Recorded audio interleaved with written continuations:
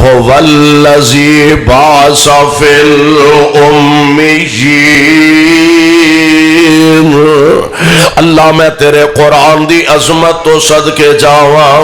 هو الذي بعث في الأميين. او رب العالمین، او اللہ ذوالجلال دی ذات جن نے ان پڑھاں دے اندر اپنا نبی مبعوث فرما دیتا ہے. ان پڑھاں دے اندر، جاہلاں دے اندر، گمواراں دے اندر فرمایا ازاں نے اپنے مصطفیٰ علیہ السلام نو مبعوث فرمایا. اور اس نبی نے آ کے کیتا کی ہے، اس نبی دی ڈیوٹی کی ہے، اس نبی دی ذمہ داری کی ہے. فرمایا یتلو علیہم آیاتہ. جاگ دئی ہو نا ماشاءاللہ، ہولی ہولی بول دے جی میں کوئی نیند دا غلبہ تو اڈے تھے. اسے واسطے تے مغرب تو بعد انہاں رکھے ہے کہ گجرا والے والے ماشاءاللہ بڑے نرم مزاج نے تے بڑے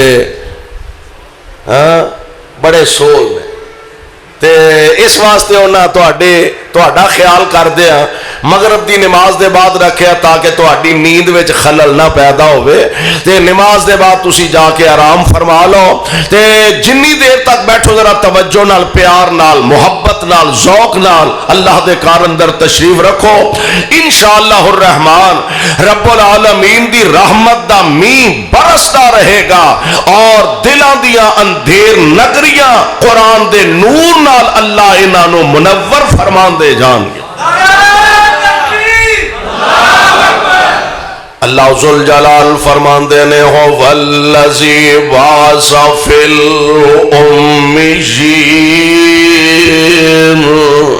هو الذی بعث فی الأمیین رسولا منہم یتلو علیہم آیاتہ